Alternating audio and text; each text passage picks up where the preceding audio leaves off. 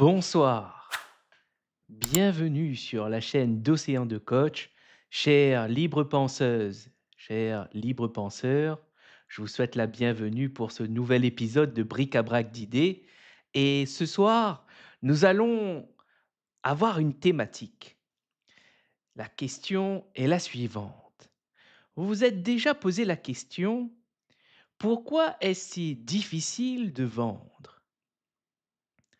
Et on verra que poser cette question est une invitation introspective, mais également qu'elle cache, le l'essentiel d'un excellent commercial. Savoir y répondre à cette question, c'est comprendre les grands mécanismes et les grands principes de la vente et pouvoir quelque part, heu, se libérer de cette vision, heu qui peut freiner et même, alourdir le processus d'apprentissage et d'acquisition des mécanismes et des tactiques de la vente. Je suis très content de pouvoir ouvrir ce live en vous posant une question, heu et en annonçant quelques bonnes nouvelles, qui me réjouit d'ailleurs de vous faire part. Tout d'abord, nous avons passé la barre des 100 abonnés sur, notre plateforme YouTube. Heu, Nous vous remercions. Je me joins avec Mélanie pour vous dire ces mots. Heu, c'est un grand plaisir et nous vous souhaitons la bienvenue sur cette chaîne qui a pour vocation de grandir, de parler d'idées. Océan de Coach, c'est un espace, la chaîne d'Océan de Coach, du moins, c'est un espace où les idées fusent, où les idées s'entrechoquent, où on ose, ou du moins on permet à des invités d'oser réfléchir en direct, d'oser prendre la parole et s'exprimer sur ce qui est important pour eux. Et en faisant ça, ils deviennent des personnes intéressantes, ils deviennent des influenceurs, ils deviennent des personnes qui inspirent le monde.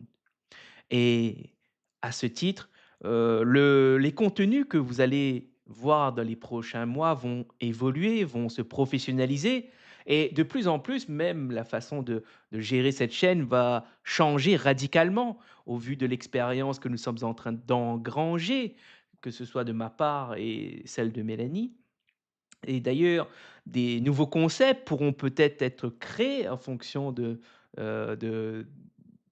du retour et de ce qu'on a envie de faire à ce moment et du moins, c'est une autre bonne nouvelle. J'avais pour projet, souvent je vous parle de la lecture, à quel point c'est important, à quel point ça peut changer une direction, ça peut changer une vie. On pourrait même parler de trajectoire et pourquoi? Parce que finalement, dans la lecture, on peut mener plusieurs vies. On peut vivre plusieurs vies et faire les erreurs d'un livre comme des leçons, comme des raisonnements aussi, mais également comme des rencontres.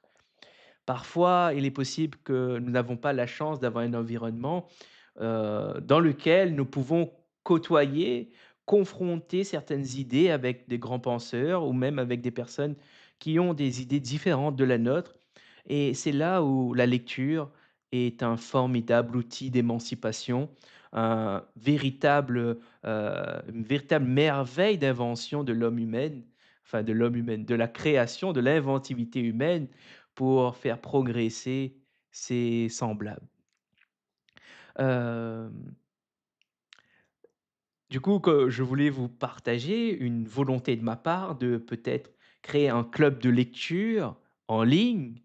Par exemple, choisir une date et ou, même je pensais même à pourquoi pas finalement, faire venir des invités, et qui, présentent un ouvrage, disent ce qu'ils ont aimé sur cet ouvrage, quelles sont les grandes idées et je pense que c'est quelque chose qui m'intéresse énormément. Pour avoir vécu, un club de lecture cette semaine, j'ai bien aimé et j'ai trouvé le format très agréable et très stimulant. Pourquoi? Parce que on se rend compte de la richesse et de ce que vit quelqu'un au travers d'un livre et le fait qu'il y ait des partages plutôt spontanés, plutôt authentiques, amène cette dimension, de réflexion et de naturelle, humaine et qui fait réfléchir parce que finalement, on n'est pas tous, on n'a pas tous les mêmes goûts et c'est cette, rencontre de l'altérité qui amène potentiellement à essayer de découvrir d'autres ouvrages.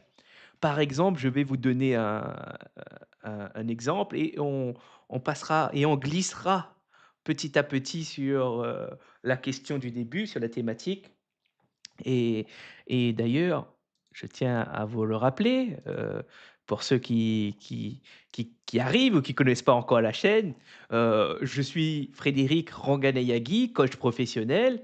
J'accompagne mes clients à réfléchir, à penser, à agir, à prendre des décisions, à comprendre même et cela malgré que ce soit difficile ou bien que ça semble impossible. Et aussi, ici, en tant que coach professionnel, je dois montrer l'exemple. C'est pour cette raison que vous avez la possibilité de monter en live et de venir interagir ensemble. Et pour ce faire, c'est très très simple. Vous envoyez un message dans le chat sur YouTube et une fois que je verrai votre message, je posterai le lien, un lien sur lequel vous cliquerez et que vous pourrez utiliser pour venir. Il vous faudra une webcam, un micro, une connexion internet, que vous pouvez le faire avec votre téléphone ou bien sur ordinateur. Vous avez le choix et normalement, ça devrait fonctionner correctement. Alors, ce que je disais, c'est, oui, ce club de lecture, je peut-être qu'il prendra forme, petit à petit et pourquoi pas commencer, j'avais pour projet peut-être commencer à présenter un ouvrage d'ailleurs, que j'ai lu et quelque part, c'est je pense que c'est une bonne chose de p montrer aussi cette dimension. Pourquoi, je parle de ce club de lecture maintenant?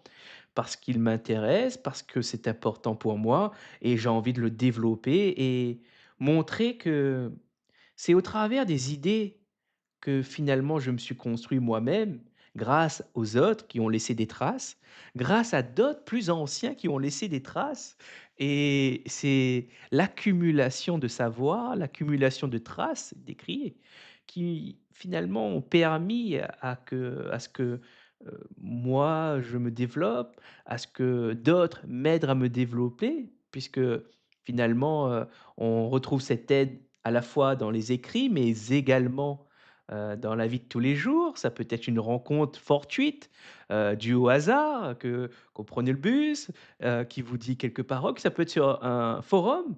D'ailleurs, en tant qu'entrepreneur, j'ai fait pas mal de salons et un directeur, d'une grosse entreprise est venu me voir en me disant: «C'est très bien ce que vous faites, continuez, c'est comme ça qu'on réussit» et il disait quoi finalement? C'était quoi? C'était je suis parti sur le salon pour démarcher des entreprises, et leur présenter mes services et au vu des réponses qui étaient en face, il m'a vu de loin, il m'a repéré et il est venu me dire ces mots.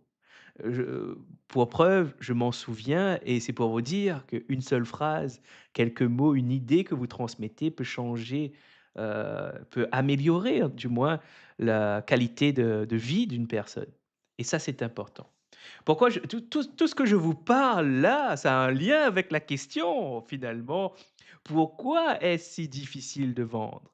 Non seulement cette question parle de moi, parle de ce que je vis en ce moment, mais également ça parle de la lecture, de l'écriture, du rapport à soi, du rapport à l'autre et rentrons dans le vif du sujet.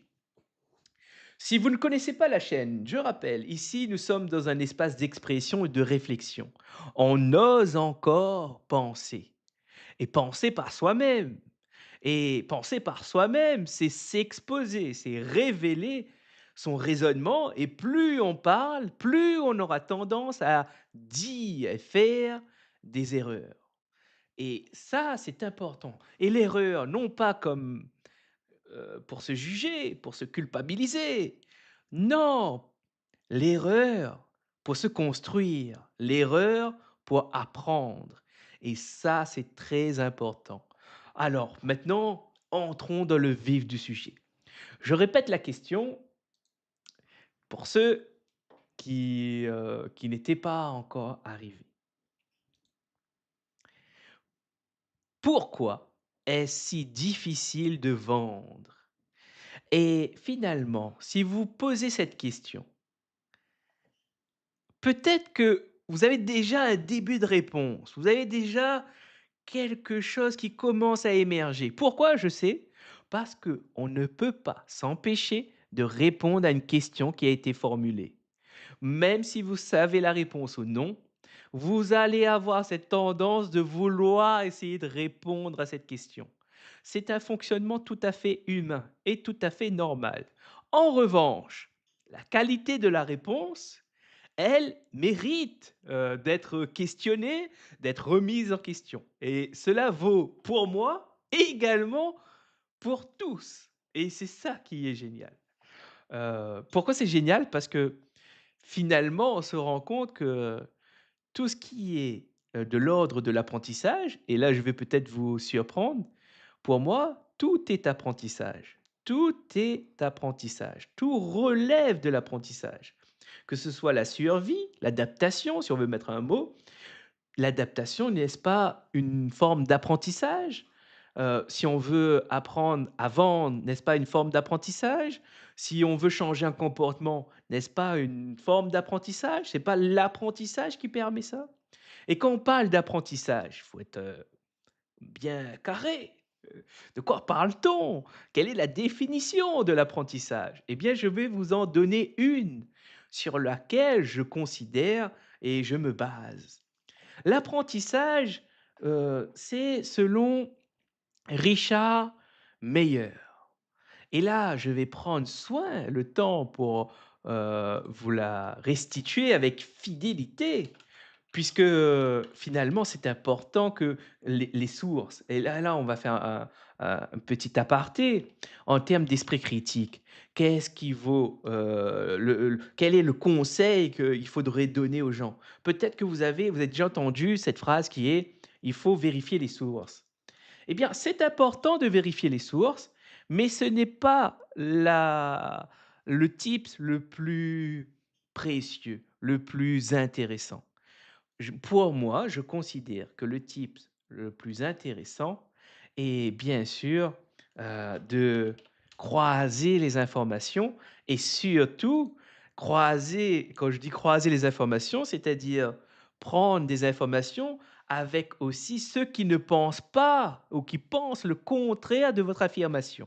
Et c'est ça le plus grand des secrets, c'est-à-dire comprendre qu'une idée, il y aura toujours des personnes qui sont pour, des personnes qui sont contre.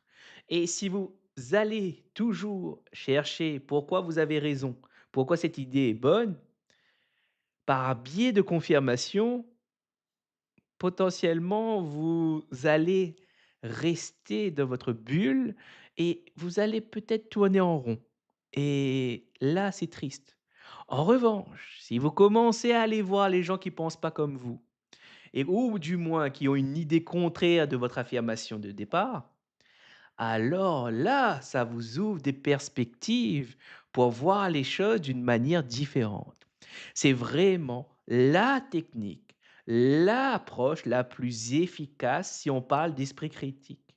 Si on veut analyser des informations, on veut vraiment ramener un contexte d'objectivité, alors c'est une technique formidable et précieuse.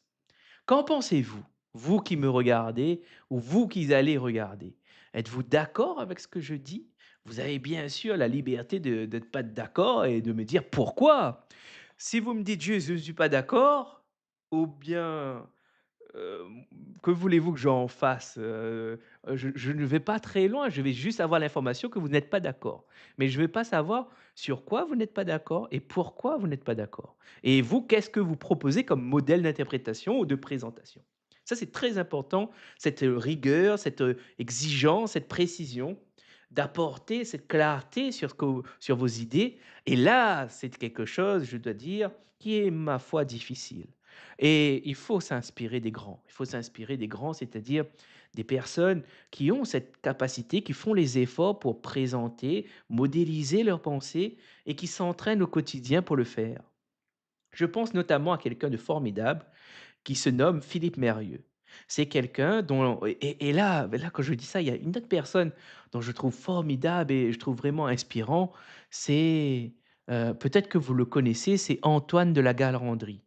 J'en ai déjà parlé sur la chaîne et cet homme est formidable. Pourquoi? Parce que son raisonnement était si complexe quand je l'ai lu, qu'il me fallait du temps pour voyez ces livres où quand vous lisez, vous ne pouvez pas le faire, de manière prolongée et vous pouvez pas le faire n'importe où parce qu'il nécessite un calme et une concentration et chaque, stimulation externe vous empêche de saisir la portée et le sens de ce qui est dit. C'est-à-dire que et en lisant l'Antoine de La Garandrie, on ce n'est pas quelqu'un qu'on lit d'une trait. C'est-à-dire chaque phrase, mais pour dans mon cas, du moins, j'étais, obligé hem, de lire, de relire et de relire et parfois même de dessiner les concepts qu'il était en train d'expliquer. Pourquoi?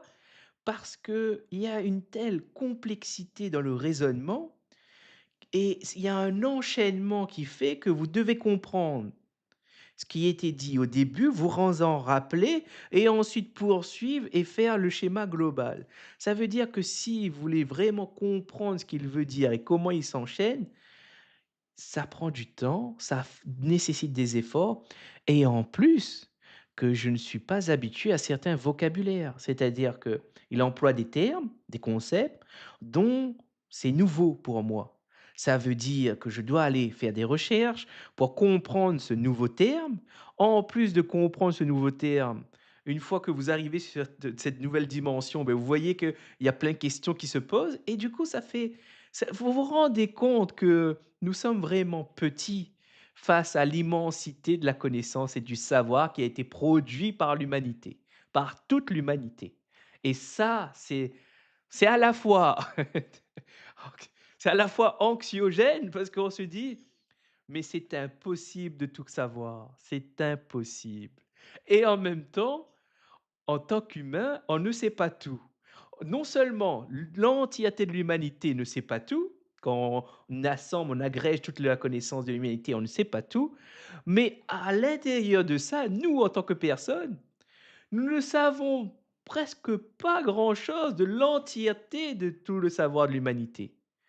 Et vous vous rendez compte à l'échelle d'un humain, à l'échelle de toute l'humanité, l'écart qu'il y a et à l'échelle de l'univers, toute la connaissance qui y réside, qu'on n'a pas encore découvert et je dis bien découvert parce qu'il y a énormément de choses qui existent dont on ne sait pas, décrire, dont on n'a pas la moindre idée de pourquoi c'est là, comment ça marche et que c'est au fil des temps, grâce à certaines accumulations de savoir, que petit à petit, on fait des découvertes, on arrive à mieux comprendre le réel et ça, finalement, c'est c'est beau parce que chacun peut y participer à sa manière.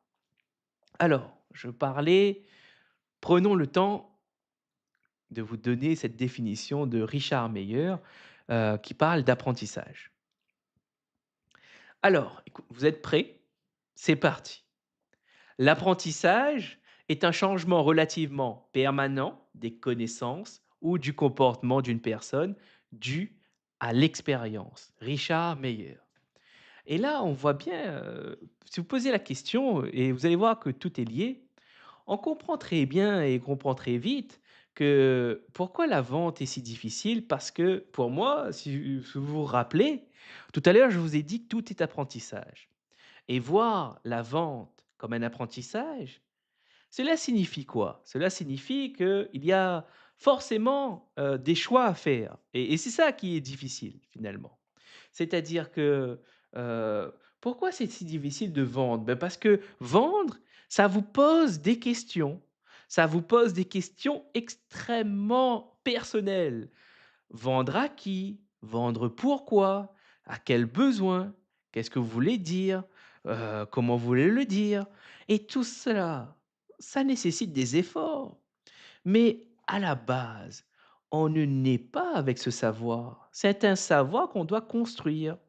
Par exemple, j'aime bien prendre, cet exemple, dans la vente pour faire cette analogie qui est: vous pouvez vendre à tout le monde.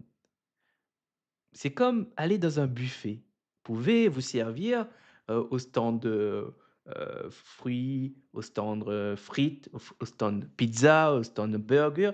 Vous pouvez tout avoir. Mais quand vous êtes devant le stand des frites, vous n'êtes pas devant le stand des fruits de mer. Quand vous êtes devant le stand des fruits de mer, eh bien, vous ne pouvez pas aller au dessert. Il y a des et ça veut dire quoi? Ça veut dire que quand vous arrivez dans le buffet, vous posez la question finalement: «Qu'est-ce qui me ferait plaisir? De quoi j'ai envie?» Eh bien, en vente, quand on ramène ça dans le secteur de la vente, c'est la même question. C'est-à-dire, mais à qui avec qui j'ai envie de travailler? Quelles sont mes compétences et avec qui je peux les proposer? Et c'est là où la difficulté, arrive. Dans mon cas, par exemple, je sais faire beaucoup de choses. Par exemple, heu, je sais faire des animations en collectif, je sais accompagner un individu à s'exprimer, je sais problématiser une situation complexe, je sais, accompagner quelqu'un à prendre la parole et l'accompagner à exprimer une idée complexe, mais également je peux l'aider à définir un objectif et parfois même j'ai la possibilité de concevoir des situations de groupe ou individuelles pour amener l'autre à pouvoir se dépasser, à se confronter à lui-même. Imaginez, ça veut dire que quelque part, je pourrais intervenir en entreprise, pour les particuliers et je sais faire du montage vidéo, je sais lancer des lives, créer des concepts, monter des podcasts. Vous vous rendez bien compte que mes compétences aujourd'hui sont nombreuses. Alors, beh, qu'est-ce qu'on fait? Comment on fait? Et c'est cette question finalement, si vous voulez une réponse, regardez ce que j'ai fait. Finalement, j'ai essayé et quand vous regardez la définition de Richard Meyer, il n'y a pas de secret. Le changement, il vient de l'expérience. L'expérience, ça veut dire qu'il faut passer à l'action et c'est peut-être pour cette raison que certains, de mes collègues, vous disent parfois: «Commencez par le premier petit pas». Pourquoi? Parce que finalement, c'est très intéressant de se dire que face à cette complexité, c'est en commençant, en faisant quelque chose que vous allez petit à petit pouvoir l'améliorer. En fait, c'est quelque part, c'est commencer avec ce que vous avez et petit à petit réfléchir comment améliorer. Et si vous prenez l'inverse, c'est-à-dire vous voulez améliorer pour ensuite pouvoir commencer, alors, c'est plus compliqué. Parce que si vous voulez améliorer, ça ne peut jamais s'arrêter. Puisque si vous voulez comprendre avant d'agir, alors ça voudrait dire quoi? À quel moment vous vous dites que vous arrêtez? À quel moment vous dites que vous avez compris? Je prends un exemple très concret. Si vous dites que vous voulez comprendre la vente avant de vendre, à quel moment vous allez dire que vous avez compris la vente? En faisant une formation? En obtenant une certification?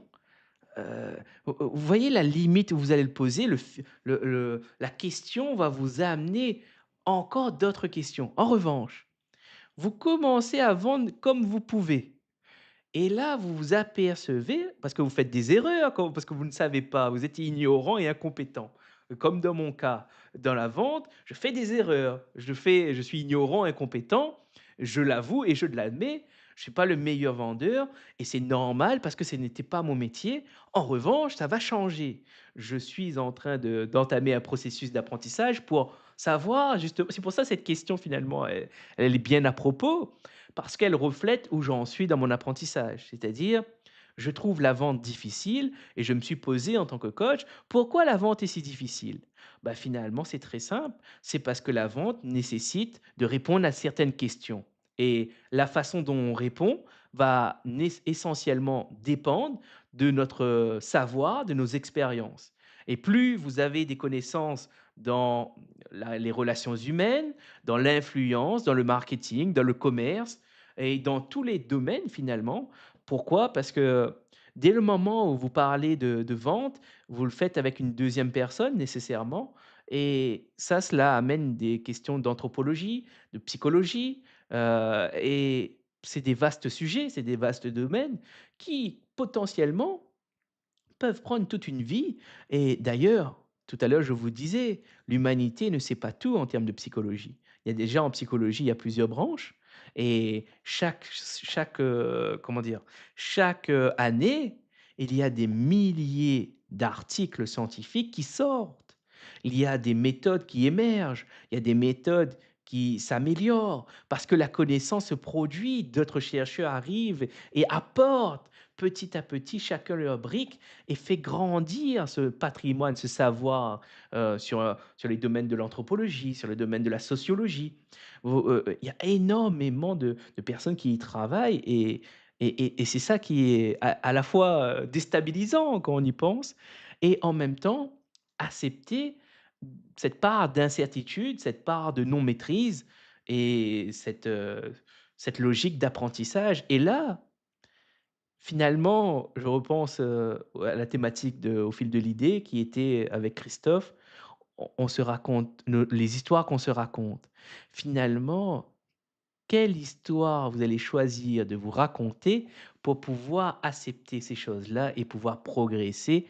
C'est-à-dire accepter le fait de faire des erreurs, d'exposer votre personne et pouvoir, de ces erreurs, faire des apprentissages, parce qu'il n'y a pas d'autre façon de finalement, personnellement, si vous en connaissez d'autres, je suis preneur. Moi, j'en connais pas, à moins de faire des erreurs et d'apprendre, j'en connais pas. Il y a peut-être une alternative, mais du coup, ça ne vient un peu de vous, c'est-à-dire vous allez déléguer. C'est pas vous qui allez apprendre, mais vous allez payer quelqu'un qui sait le faire. Là, on n'est pas du tout dans le même, concept. Là, c'est plutôt, hem une personne qui sait utiliser ses ressources pour atteindre ses objectifs. Et là, c'est complètement différent, c'est-à-dire, oui, vous participez à la réussite de votre projet global et en revanche, ce n c'est vous utilisez une ressource externe pour pouvoir atteindre ce but. Or, moi, ici, dans ce que je souhaite, ce que je veux, dans mon cas à moi, et chaque cas est légitime, bien sûr, et chacun fait comme il a envie et ce qu'il a besoin de faire pour progresser. C'est ça aussi qui est important d'accepter, c'est que derrière cela, moi, j'ai envie d'être autonome. J'ai envie d'apprendre par moi-même. J'ai envie de réussir par moi-même. Euh, Attention quand même. C'est vrai que j'ai dit tout à l'heure que je ne suis pas le meilleur vendeur, certes, mais ça ne veut pas dire pour autant que je ne sais pas vendre ou que je n'ai pas jamais vendu. Ce que je voulais dire, c'est que je suis en train de m'améliorer dans mon processus de vente et d'ailleurs, je suis très content parce que avec mon expérience du passé et les connaissances que je suis en train d'acquérir, ça me permet justement de répondre à la question suivante. Une des questions qui qui qui reflète cette intervention de ce soir, c'était: «Pourquoi c'est difficile?» parce que ça me demande de choisir. Ça me demande de choisir avec qui je veux travailler et ça, c'est une question, heu, dont la réponse peut se construire dans le temps. Ces questions d'ailleurs me font penser au business plan, au business model. Tout entrepreneur, qui veut monter un projet passe par cette case de monter un business plan ou un business model. Pourquoi? Parce que, hem, s comment voulez-vous donner confiance à des personnes, à des investisseurs ou à des business angels comme on dit, des personnes qui vont investir dans votre projet? Eh bien pour ce faire, vous devez convaincre et pour le convaincre, plus vous avez réfléchi, vous avez travaillé, vous avez défini avec qui vous voulez travailler, comment, où vous cherchez, est-ce que vous avez si vous avez un produit, où est-ce que vous allez le prendre le moins cher, avec qui, de quoi vous avez besoin pour commencer, quel est votre premier chiffre d'affaires de prévision, comment vous comptez améliorer par la suite. La première année, ça fait combien? La deuxième année, ça fait combien? Combien avez-vous besoin pour démarrer tout de suite? Enfin, il y a énormément de questions. Qui sont vos fournisseurs? Qui sont vos clients? Oui, toutes ces questions. Heu, Si vous attendez de faire votre business model ou business plan pour réaliser, c'est une possibilité. C'est ça qu'il faut comprendre. C'est-à-dire que c'est une possibilité et il y en a d'autres. C'est-à-dire que vous pouvez déjà vendre ce que vous avez avec ce que vous avez et petit à petit affiner et ça, c'est une autre possibilité. Et vous voyez ce qui est important, ce que je veux dire vraiment là-dedans, c'est quoi? C'est que avec mon métier de coach, j'ai compris une chose, c'est-à-dire que il n'y a pas qu'une seule façon de faire. Ça, je l'avais déjà entendu que face à une problématique, il y a 1000 solutions, il y a plusieurs solutions. Mais en revanche, le conscientiser, là, ça change tout. Ça change énormément de choses. C'est-à-dire de comprendre cette liberté que les gens ont, cette créativité que les gens ont et de laisser l'exprimer, c'est incroyable. Et moi, au travers de cette vidéo, finalement, je vais vous partager quoi? En tant que professionnel de l'accompagnement, moi, ce que je veux vous partager, c'est ma vision de cette liberté, de cette émancipation. C'est-à-dire, on peut vous parler de business model, de business plan, c'est une voie, c'est une possibilité. Et c'est ça que je veux que vous reteniez. Pourquoi c'est difficile autant de vendre? Parce que il y a autant de manières de vendre que de solutions qui existent. Et ça, ça veut dire que vous devez vous-même choisir. Et comment vous choisissez si vous ne connaissez pas tout? Eh bien, c'est là où, par exemple, le coaching peut intervenir. C'est dans cette incertitude. Et finalement, dans cette incertitude, c'est passer de la position de doute, la position d'incertain, à une position de clarté, à une transformation. Passer du doute, dans cette tension entre le doute, l'incertitude, la peur, l'incohérence, à une transformation vers quelque chose de cohérent, qui a du sens et qui a de la clarté. Et cette transformation, c'est ça qu'un coach accompagne. Et comment? Ce n'est pas magique. C'est grâce à un cadre, c'est grâce à des outils, à des méthodes et également, il faut le dire, c'est grâce à des efforts et du temps des 2 parties. C'est-à-dire que finalement, j'aime bien cette phrase, ou cette métaphore qui est: «On peut apprendre à nager à quelqu'un, mais on ne peut pas apprendre à nager à la place de quelqu'un». Cette citation est inspirée de Philippe Mérieux, encore une fois, quelqu'un qui m'inspire au quotidien, qui m'inspire dans mon métier, de professionnel et que je vous recommande fortement, que je considère comme le meilleur coach professionnel, de tous les temps. C'est j'en connais pas d'autres. C'est-à-dire, si vous me demandez: «C'est qui le meilleur coach professionnel?» c'est lui, c'est lui, c'est lui mon modèle, c'est lui qui m'inspire, c'est lui avec qui je trouve des repères solides. Ça ne veut pas dire que les autres sont nuls. Non, ça veut dire que pour moi, je reconnais celui-ci comme le meilleur coach. Les autres, pour moi, ça par rapport à mes critères, ne sont pas à la hauteur. Pour moi.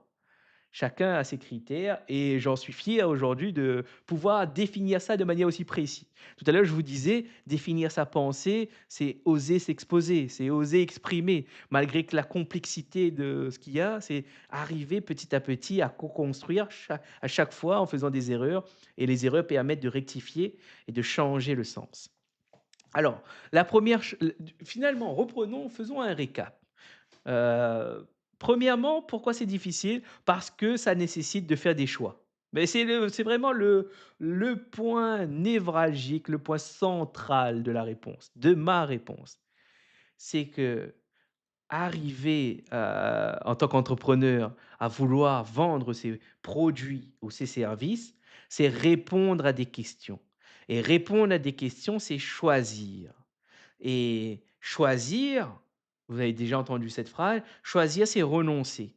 C'est exactement la métaphore dont je vous parlais. Quand vous êtes dans un buffet à volonté, quand vous êtes devant le stand de frites et qu'à côté, il y a le stand burger, ben, quand vous êtes devant les frites, vos concurrents ou les autres clients vont prendre le burger et comme vous êtes à un endroit, vous ne pouvez pas être partout en même temps.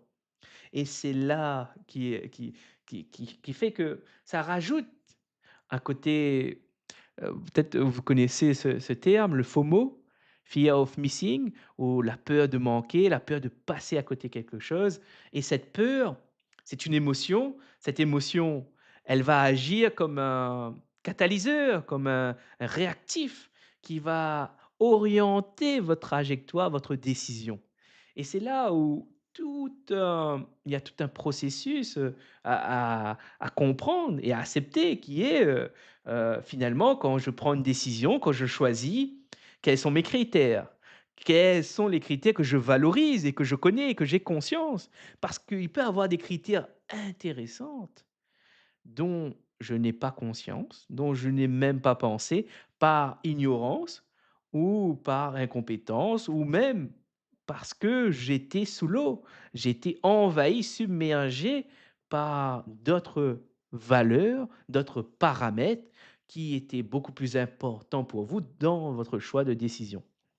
Un exemple, un exemple simple. Quelqu'un veut changer de métier. Heu, Si vous lui posez la question: «Qu'est-ce que tu veux faire?» J Certains savent direct ce qu'ils veulent faire, exactement que ce qu'ils veulent faire, pourquoi ils veulent le faire. D'autres, un peu moins. D'autres vont dire: «Je ne sais pas». En revanche, ils le savent à peu près, mais ils ont du mal à le formuler parce qu'il y a un processus qui doit être mis en œuvre pour justement atténuer et gérer cet afflux émotionnel, qui empêche finalement d'aller à l'essentiel et de pouvoir, au travers de ce nuage nébuleux, trouver les mots justes qui correspondent aux envies au moment de la formulation. Et ça, c'est un travail que le coaching peut résoudre. C'est-à-dire, heu, accompagner quelqu'un à clarifier, déjà à mettre des mots sur ce qu'il ressent, sur ce qu'il pense. Ça ne se fait pas de manière, rapide, ça dépend des personnes. Il y a un niveau d'incertitude. Ça dépend du sujet, par exemple, ça peut dépendre de la personne, de la relation qu'il y a entre le coach et le coaché. Il y a énormément de paramètres, mais du moins, un professionnel de l'accompagnement peut amener quelqu'un à réfléchir, à exposer ses idées pour faire le tri, pour qu'il puisse entendre ce qu'il pense et surtout, il puisse analyser son raisonnement. Ça, c'est première chose, c'est difficile parce qu'il faut choisir. Deuxième point, pourquoi c'est si difficile? Parce que c'est un apprentissage. Parce que c'est un apprentissage. Et oui, finalement, quand vous regardez, juste, apprendre, mine de rien, ça nécessite de faire des efforts, ça nécessite du temps, des efforts, de la répétition, du sommeil. C'est très important le sommeil pour bien mémoriser, pour consolider les informations. Et là, vous pouvez aller chercher hem, les travaux de Stanislas Dehaene sur, l'apprentissage. Vous pouvez aller voir C.H. Boimard, qui est exceptionnel cet homme aussi, C.H. Boimard. D'ailleurs, je vous recommande ses ouvrages qui sont vraiment éclairants sur une certaine vision surtout des enfants empêchés de penser. C'est ce concept des enfants empêchés de penser, et aussi il parle des contraintes de l'apprentissage. Il a cité 4: heu, reconnaître ses insuffisances, heu heu, accepter de ne pas savoir tout de suite, faire preuve de patience. Il y en a d'autres et que je vous laisserai découvrir, et il y en a un qui est vraiment, enfin celui-là, je veux vous le dire, c'est être capable de se reposer sur ses représentations internes pour répondre et comprendre le monde, externe. Et celui-là, il explique parfaitement pourquoi finalement, les formations sont nécessaires, l'apprentissage est nécessaire, et que plus vous apprenez, plus vous découvrez, plus, vous avez des solutions, pour pouvoir comprendre et répondre aux exigences de vos besoins, de vos désirs, mais également à celui des autres et du monde qui vous entoure. Et là, quand je dis ça, je pense à une idée qui me vient, qui est qu'on peut avoir la sensation de toute puissance, mais que finalement, nous ne le sommes pas tout puissants. Nous pouvons désirer fortement plein de choses. Nous pouvons vouloir beaucoup de choses. Mais finalement, même si on veut fort, même si on pense fort, et là je fais référence à la pensée magique, vous pouvez penser tant que vous voulez. Votre pensée n'aura aucun effet sur la réalité et ça, c'est très important et je pense que, hem, c'est un sujet, bah, je profite pour le dire, heu, la loi d'attraction, la pensée magique, ça ne ça n'a pas été démontré comme viable, comme solide. Ça, vous pouvez penser fort que, heu, vous allez je sais pas, devenir millionnaire, même si vous pensez très, très, très, très, très fort. Il n'y aura pas d'action, il n'y aura pas de manifestation, et vous n'allez pas devenir millionnaire pour autant. Heu, pour preuve, si c'était vrai, alors, combien de personnes, essayent de penser d'être millionnaires et qui n'y arrivent pas? Et là, c'est très facile de mettre et c'est là où c'est vicieux comme système, c'est de dire: «Bah, finalement, le problème peut-être il vient de tu ne penses pas assez bien». Et là, si on se dit: «Bah, tu penses pas assez bien» ou «C'est pas toi qui te prends de la bonne manière», j'ai une méthode, voici ma méthode, est-ce que tu veux, et là, du coup, vous allez essayer. Vous allez donner de l'argent à quelqu'un qui ne vous a pas déjà prouvé que ça fonctionne et en plus, vous avez énormément d'études, énormément de cas qui expliquent que les personnes qui vous exposent ces méthodes, eux-mêmes, ils gagnent de l'argent parce qu'ils vendent leurs méthodes à des personnes. Et en le f et là, il y a un sujet que j'aimerais pourquoi je parle de ça? Parce que ça fait partie de la vente, de l'influence et le marketing. Et là, je veux vous parler de enfin, comment dire? De 2 personnes que vous devez voir et que vous devez entendre leurs paroles. Pourquoi? Parce que ça vous permettra d'avoir une idée plus précise, de que la pensée magique, que la loi d'attraction, ce n'est pas efficace et ce n'est pas prouvé. C'est-à-dire que ça ne fonctionne pas et énormément de personnes ont démontré que ça ne fonctionne pas et même il y a énormément de choses qui finalement, c'est facile d'y croire, ça donne envie de croire, mais quand on essaie de reproduire, quand on essaie de comprendre les mécanismes qui se jouent, on s'aperçoit qu'il y a plus de mécanismes psychologiques, sociologiques, d'influence et de manipulation que quelque chose de tangible, que quelque chose qui est reproductible et ça c'est triste, de se dire ça et je tiens à rappeler aussi également, ça fait partie aussi, du sujet je trouve, les religions en général, ça a une fonction et c'est extrêmement bien étudié, mais là aussi, heu, c'est chacun a le droit de croire ou de pas croire, mais quand même allez jeter un œil, les raisons de ne pas croire quand vous êtes croyant et l'inverse, parce qu'il y a des fonctions et il y a des travaux qui sont super intéressants de sociologie, d'anthropologie qui et là je parle bien de fonction. Quelle est la fonction de la religion?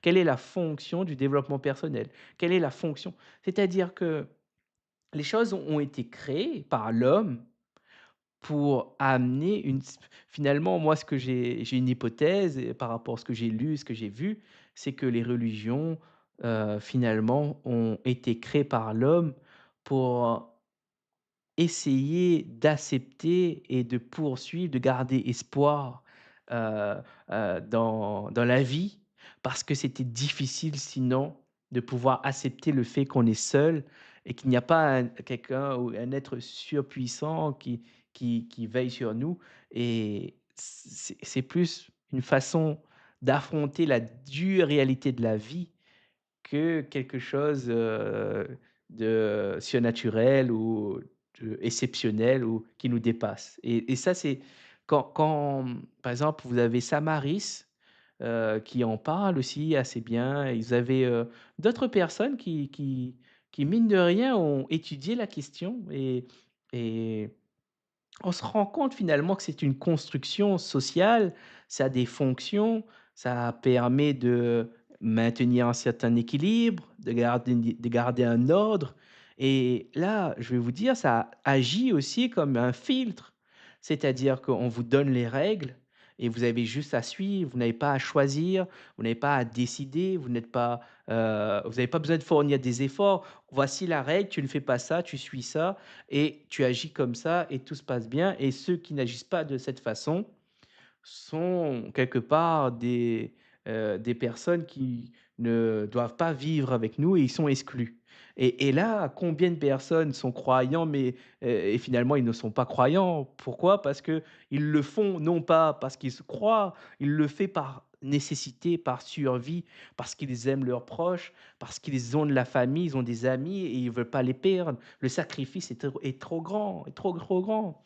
Et là aussi, ça les pour moi, ces idées, ont été utiles à un moment mais aujourd'hui, il existe des psychothérapies pour, pour passer le deuil, pour vivre son deuil, pour accepter, la réalité des choses et c'est là où moi, en tant que professionnel, en sachant cela, heu, moi, j'estime que je dois présenter ces idées, je dois en parler parce que finalement, on peut se faire avoir, et on peut se faire manipuler, heu de manière aisément et c'est ça qui dans cette histoire, c'est ça qui est triste, c'est que à dire que, heu, il y a de la connaissance, ça a été produit, ça a été il y a des éléments qui montrent et qui vont vers ce sens que c'est une production humaine, que c'est une création humaine et on le voit d'ailleurs dans par exemple, si on prend les Grecs avec leurs dieux, on voit bien qu'ils ne savaient pas, ils étaient ignorants sur certains phénomènes naturels, par exemple la foudre, et petit à petit, avec le savoir accumulé, on a compris qu'est-ce qui se passait, on a pu prédire, on a pu, développer du savoir et on s'est rendu compte que ce n'est pas un dieu qui crée la foudre.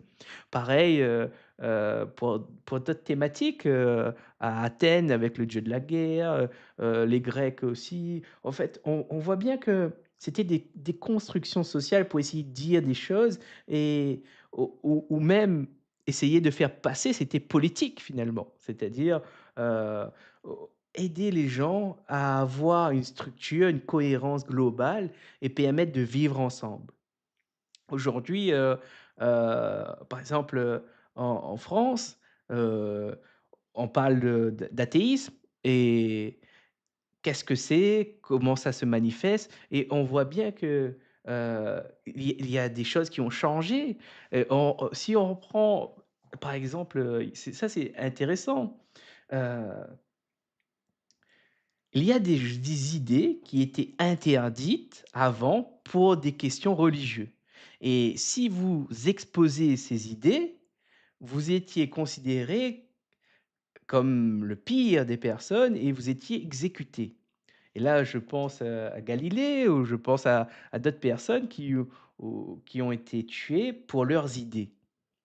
Et la question se pose, c'est-à-dire que finalement, heu, ces personnes qui ont subi cette pression et qui ont eu des faits, il y a eu des il y a les faits qui parlent. Quand les faits sont là et qu'on arrive à le reproduire, on arrive à l'expliquer, à le prédire et que c'est l'explication la plus juste. Là, je parle du rasoir d'Occam, par exemple. On va être on va privilégier l'explication qui nécessite le moins d'efforts à prouver. Et là, on se rend compte qu'il y a des côtés positifs, il y a des côtés négatifs mais à un moment, il faut se remettre en question. Il faut se poser la question: «Pourquoi?» et est-ce que c'est toujours nécessaire? Par exemple, partant de crise, je me souviens d'une conférence dont j'ai assisté, où on parlait d'une tribu et qu'eux, ils croyaient, ils avaient une religion qui les permettait d'affronter la dureté de la sécheresse. Et là, on comprend la fonction, c'est-à-dire pour garder les personnes mobilisées, garder les personnes, ensemble, mobilisées pour continuer malgré la dureté de la vie. On comprend la fonction de cette religion, elle fédère, elle regroupe, elle rassemble et elle permet d'avancer, de traverser cette crise. Mais aujourd'hui, A-t-on forcément besoin de religion pour vivre ensemble? A-t-on forcé et ces questions ont déjà été répondues. On a eu la séparation de l'Église et de l'État, et c'est des questions qui ont amené des grands penseurs à écrire sur la question et qui a produit des ouvrages merveilleux. Et là, je parle de Voltaire qui finalement, questionne ces questions sur cette société et sur les mœurs, sur les valeurs et qu'est-ce que ça apporte, qu'est-ce que ça empêche aussi quelque part. Heu, Ça peut être un sujet aussi, à en débattre d'ailleurs, j'aimerais beaucoup aussi, c'est un sujet passionnant parce que, il y a des points de vue divergents et qui dit divergent dit paradoxe, qui dit paradoxe dit un moyen de progresser, un moyen de dépasser sa condition, dépasser son paradigme actuel. Et sur cette parenthèse, fermons cette parenthèse et revenons, au sujet. Je vais bientôt fermer le live. Je vais conclure. On va passer à la conclusion. D'ailleurs, si le sujet vous intéresse, n'hésitez pas. Faites-le moi savoir en commentaire ou partagez et pourquoi pas en débattre avec vous et avec des personnes sur le sujet. Heu, on parlait de la vente. Maintenant, je vous ai expliqué, pour récapituler, que ça demande de faire des choix. Ça demande, à savoir pour pouvoir répondre à ces questions et ça demande un apprentissage. Savoir, apprentissage. Maintenant, qu'en pensez-vous? Est-ce que finalement ce que je dis, ça a du sens pour vous? Ou est-ce que vous n'êtes pas d'accord et vous voyez des points d'accord mais moi ce qui m'intéresse, c'est pas que vous êtes d'accord avec moi finalement, c'est est-ce que ceux qui ne sont pas d'accord avec moi, qu'est-ce que vous en pensez? C'est ça le plus intéressant, c'est d'avoir, quelqu'un qui résiste et qui expose des idées, des arguments pour construire quelque chose peut-être de nouveau qui va émerger de l'interaction entre les 2. Et c'est ça que je recherche. Hem, Maintenant, pour conclure cette, session de live, je suis extrêmement content déjà de pouvoir faire ces vidéos, d'exposer mes raisonnements, de pouvoir me développer davantage et être un peu plus à l'aise, un peu plus, conscient de mes possibilités, de mes capacités. La suite, c'est quoi? La suite, c'est, demain, vous avez un rendez-vous avec Mélanie à 15 heures et ensuite, potentiellement rester informé. Je vais peut-être ouvrir c'est pas peut-être, je vais ouvrir un club de lecture en visio, réservé à quelques membres je suis en train de déterminer finalement, est-ce que je le fais hebdomadaire? Est-ce que je fais mensuel? Est-ce que je le fais tous les 3 mois? Je suis en train de réfléchir par rapport à mes autres activités, dont je suis actuellement, dessus.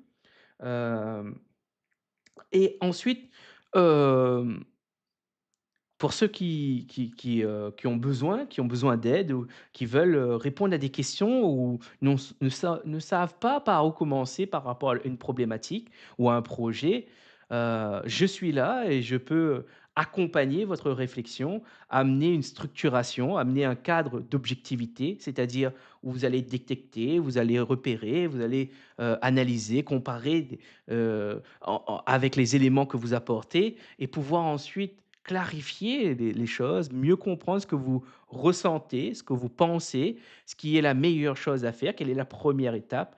Énormément d'actions peut être, possibles. Heu, je suis, disponible, en visio, principalement et 2 choix s'offrent à vous. Un atelier de pensée, là, ce sont vraiment un atelier pour réfléchir ensemble, c'est du coaching. Coaching, c'est quoi? C'est une démarche pédagogique qui consiste à accompagner le client à réfléchir par lui-même. À la fin d'un coaching, vous avez soit une définition d'un objectif, soit une clarification d'une problématique, soit une définition d'un projet aussi, ça peut être ça, soit la compréhension d'une situation que vous n'arrivez pas à saisir, vous avez du mal à mettre des mots et aussi résoudre un blocage. Deuxième service, ici, c'est vraiment un service d'expression artistique où là, je vous accompagne vraiment à lâcher prise, à faire un point sur votre situation et repartir avec, une clarté et un apaisement et la promesse est en 1 heure. Ici, moi, mon constat, il est simple. On a tous besoin d'un espace pour réfléchir, pour se ressourcer. Cependant, dans cet espace, quand on est face à soi-même, quand on peut éprouver une forme de solitude, et cette solitude, pourquoi? Parce qu'on est avec soi-même et avec soi-même, on voit, on repère les conflits internes et ces conflits heu, peuvent saturer énormément. Pourquoi? Parce que ça génère des émotions. Ces émotions peuvent vous submerger. On sait très bien qu'aujourd'hui, on sait, que la mémoire de travail, elle est limitée et que dès le moment où vous avez énormément, vous ne pouvez pas et ça aussi, on le sait d'ailleurs aujourd'hui, c'est que l'attention, elle est sérielle. C'est-à-dire, vous passez d'un point à un autre et vous ne pouvez pas faire 2 choses en même temps. Ça, c'est sûr et certain. Par exemple, quand vous conduisez, heu, vous ne faites pas tout en même temps. C'est que vous changez d'attention rapidement et ça, peut-être que vous vous rendez pas compte et il y a eu des expériences qui ont été faites pour justement prouver on ne peut pas, en tant qu'humain, on ne peut pas faire 2 choses en même temps simultanément. Enfin, avoir son attention simultanée sur 2 tâches. Ça a été démontré. En revanche, ce qui a été prouvé, c'est que nous passons d'un focus, d'une attention d'un objet à un autre extrêmement rapide. C'est très, très fluide et on se rend même pas compte finalement et quelque part, vous ne pouvez pas vous exprimer et en même temps analyser de ce que vous dites et c'est là où, moi, ce que je propose de combler, c'est ça, c'est que quand vous allez exprimer des choses qui me paraissent importants, qui me paraissent vraiment, hem essentiel pour comprendre votre situation, eh bien, je vous le restitue, je vous le répète. Non seulement vous avez une première écoute un peu inconsciente où vous allez exprimer, vous vous concentrez à exprimer, à dire les choses et derrière, moi, j'arrive et je fais un résumé et je vous ramène ces éléments et on en discute pour qu'il y ait une compréhension plus profonde, plus fine et c'est là où vous dites: «Ah, moi je pense comme ça. Ah, je ne pensais pas que je pensais ça». Et c'est là où vous allez pouvoir débloquer les choses. Vous allez pouvoir voir qu'il y a un espace, là où vous ne voyez pas de marge de manœuvre. On va le créer ensemble, cette marge de manœuvre, grâce à votre expression et grâce à vous amener à analyser les choses pour vous ouvrir votre perception des choses et vous amener à pouvoir parfois changer, peut-être pas grand-chose, mais ce petit quelque chose, c'est-à-dire faire un pas et ce pas permet de changer d'angle, changer votre perception et c'est ça le coaching agit et d'ailleurs ces 2 services agissent là-dessus. C'est de pouvoir vous amener à changer votre perception de votre problématique, de vous-même, de votre regard à vous, aux autres, votre rapport à vous et aux autres, mais aussi de votre situation et de votre problématique. On se rend compte très, très, très, très, très souvent que la véritable chose qui bloque un projet, c'est la non ouverture de cette perception. C'est-à-dire que si vous restez dans votre bulle, vous allez être bloqué, vous allez tourner en rond et vous n'allez pas pouvoir faire des choses nouvelles. Si vous ne faites pas de choses nouvelles, vous aurez souvent le même résultat que vous avez déjà fait avant. Et c'est là où le coaching peut intervenir pour vous faire sortir de ce cadre, que vous connaissez bien, que vous connaissez déjà et vous confronter, vous bousculer parfois pour justement vous faire prendre conscience que là, vous vous enfermez dans votre bulle et qu'il faut éclater cette bulle et comment? Ça, je vous laisse le découvrir en session de coaching. En tout cas, vous pouvez retrouver les informations de qu'est-ce que le coaching, comment ça marche, qu'est-ce que ça fait sur notre site internet oceandecoach.fr et bien sûr, si vous avez des questions, mettez-les en commentaire, je prendrai le temps de vous répondre et sur ce, je vous souhaite une très bonne soirée, je vous remercie d'avoir regardé. Pensez à vous abonner. Nous avons passé la barre des 100 et le prochain cap, c'est les 150 abonnés. Voilà le prochain palier. Alors, si vous aimez ce que je fais et ce que Mélanie fait de cette chaîne, alors pensez à vous abonner, à mettre un j'aime, un like, un partage. Ça nous soutient et ça nous montre quelque part que ce que nous faisons et entendus et appréciés et ça fait plaisir, ça fait plaisir et j'espère que dans les prochains mois, nous aurons, de plus en plus de personnes qui viendront et que cette communauté que nous sommes en train de créer finalement, prenne vie et s'active et apporte une émulsion, une belle énergie, d'apprentissage, de partage, de confrontation et de débat d'idées. C'est ça que je cherche aussi sur cette chaîne et merci en tout cas aux 100 abonnés. C'est une très belle, réussite pour nous et c'est le début, c'est le début. Merci encore. Je vous souhaite un très bon week-end et pour ceux qui le peuvent, à demain avec Mélanie. Merci à vous. Bonne soirée. C'était Frédéric Ranganayagui, coach professionnel.